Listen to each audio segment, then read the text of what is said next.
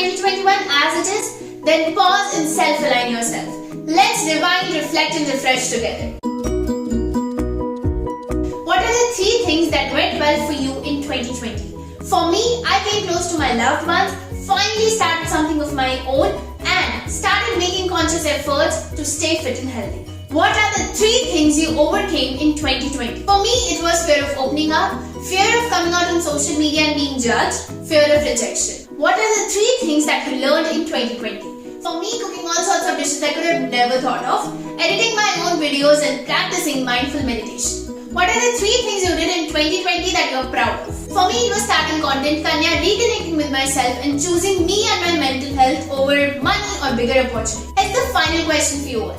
What are the 3 things you did for yourself in 2020? For me, I started journaling, I started investing in my dreams to turn them into actions, and I started asking for help.